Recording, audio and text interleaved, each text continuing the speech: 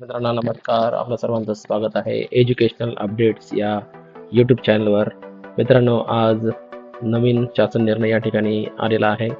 तो म्हणजे राज्यात शैक्षणिक वर्ष 2025-26 पासून अंगणवाड्यामधील 3 ते 6 वर्ष वयोगटातील बालकांकरिता नवीन अभ्यासक्रमाच्या अंमलबजावणीबाबत आजच्या या शालेय शिक्षण विभागाचं हे आजचं परिपत्रक आहे आणि आज आपण त्या संदर्भात माहिती बघणार आहोत.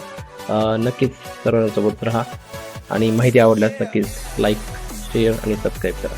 बघूयात आपण आपल्या या नवीन GR मध्ये काय काय दिलेलं आहे. नवीन GR मध्ये बघण्या येथील पहिला मुद्दा आहे तो म्हणजे राज्यात शैक्षणिक वर्ष 2025 पासून आपण GR मध्ये बघणार आहोत.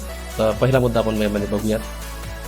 पहिला मुद्दा आहे महिला व बाल विकास मंत्रालय भारत सरकार यांनी विकसित केलेला आधारशिला अभ्यासक्रम. मित्रांनो, आधारशिला अभ्यासक्रम हा भारत सरकार यांनी मंजूर केलेला आहे आणि तो इतर राज्यामध्ये सुद्धा छान पद्धतीने सुरू आहे. तर आपल्या महाराष्ट्रात सुद्धा हा उपक्रम लवकरच भारत सरकारच्या माध्यमातून येत आहे. आधारशिला अभ्यासक्रम व राष्ट्रीय शिक्षण धोरण 2020 अनुसार पूर्व प्राथमिक विद्यार्थ्यांसाठी म्हणजे 3 ते 6 वयोगट असणाऱ्या विद्यार्थ्यांसाठी पायाभूत स्तर अभ्यासक्रमावर आधारित SCERT यांनी विकसित केलेला अभ्यासक्रम अंगणवाडीतील 3 ते 6 वयोगटातील बालकांकरिता शैक्षणिक वर्ष 2025-26 पासून राबवण्यास मान्यता देण्यात येत आहे. आणि या अभ्यासक्रमाचे नाव अनुक्रमे आधारशिला बालवाटिका 1, आधारशिला बालवाटिका 2, आधारशिला बालवाटिका 3. म्हणजे आपण जे KG1, KG2 आणि नर्सरी म्हणतो, तर यामध्ये 3 विभाग असणार आहे: बालवाटिका 1, 2 आणि 3. पुढचा मुद्दा आहे दुसरा, अंगणवाडीतील बालकांसाठी विकसित करण्यात आलेले शैक्षणिक साहित्य अंगणवाड्यांना पुरवण्यात येईल. या माध्यमातूनच अंगणवाड्यांना शैक्षणिक साहित्य सुद्धा माध्यमातून मिळणार आहे. तिसरा मुद्दा आहे अंगणवाडीतील 12वी उत्तीर्ण असलेल्या सेविकांसाठी 6 महिन्याचं प्रशिक्षण प्रमाणपत्र आणि तसेच 12वीपेक्षा कमी अर्हता धारण केलेल्या सेविकांसाठी 1 वर्षाचा पदवीचा अभ्यासक्रम हा प्रशिक्षणाद्वारे पूर्ण करून घेण्यात येईल. चौथा जो मुद्दा आहे, अंगणवाडीतील 3 ते 6 वर्ष बालकांसाठी तयार करण्यात आलेल्या अभ्यासक्रमाच्या अनुषंगाने अंगणवाडी सेविकांना दरवर्षी नियमितपणे प्रशिक्षण SCERT व महिला बाल विकास या विभागाकडून देण्यात येईल. पुढचा मुद्दा आपण बघूया. 5वा मुद्दा, सर्व अंगणवाड्यांचे जिओ टॅगिंग करण्यात येईल. जसं आपल्या जिल्हा परिषद शाळांचं जिओ टॅगिंग करण्यात आलं, त्याच पद्धतीने अंगणवाड्यांचं सुद्धा जिओ टॅगिंग या ठिकाणी करण्यात येईल. पुढील मुद्दा आहे 6वा, की जिल्हा परिषद शाळेतील महत्त्वाचा मुद्दा आपल्यासाठी हा आहे की जिल्हा परिषद शाळेमधील रिकाम्या किंवा अतिरिक्त वर्ग खोल्यामध्ये अंगणवाडी केंद्राचे स्थानांतरण करण्याबाबत सूचना देण्यात आलेल्या आहेत. त्यास अनुसरून जिल्हा परिषद शाळामधील रिकाम्या किंवा अतिरिक्त खोल्यामध्ये अंगणवाडी केंद्राचे स्थानांतरण करणे याबाबत कार्यवाही करण्यात यावी.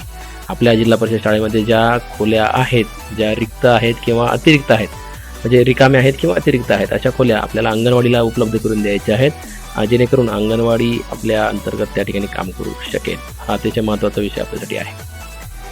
7वा मुद्दा आहे राष्ट्रीय शिक्षण धोरण 2020 अंतर्गत अंगणवाड्यांना शिक्षण विभागाद्वारे पुरवण्यात आलेले पूरक साहित्य जसे जादुई पिटारा आणि जादुई पिटारा इत्यादी साहित्यांचा बालकांच्या कृतीयुक्त शिक्षणात व अध्यापनात पुरेपूर उपयोग करून घेण्याबाबत सूचना द्याव्या. आपल्याला जो जादुई पिटारा आलेला आहे तो आता आपल्याला अंगणवाडीसाठी उपलब्ध करून द्यायचा आहे.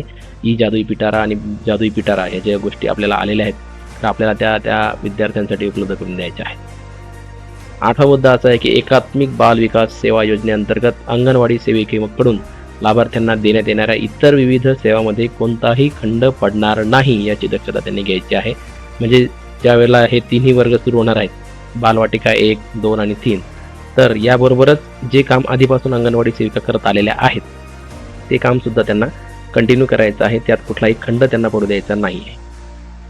आणि शेवटचा मुद्दा यामधला महत्त्वाचा असा आहे की अंगणवाडी सेविका पर्यवेक्षिका यांना द्यावयाचे प्रशिक्षण, त्यासाठीचे आवश्यक साहित्य तसेच प्रायोगिक तत्वावर निवडक अंगणवाड्यामध्ये 3 ते 6 वर्ष वयोगटातील बालिकांकरता द्यावयाचे पूरक शैक्षणिक साहित्य व इतर अनुषंगिक खर्च शालेय शिक्षण विभागाच्या उपलब्ध तरतुदीमधून भागवण्यात येईल. म्हणजे शालेय शिक्षण विभागाची जी जो आपला जो निधी आहे त्यामध्ये आता हिस्सा पडलेला आहे, अंगणवाडीचा सुद्धा त्यातून खर्च तो भागवला जाणार आहे.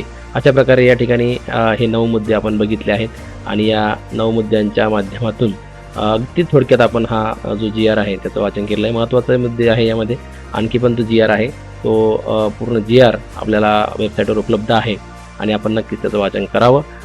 सर्वांचे मनपूर्वक धन्यवाद. अतिशय छान पद्धतीने आपण या ठिकाणी हे समजून घेतलेलं आहे.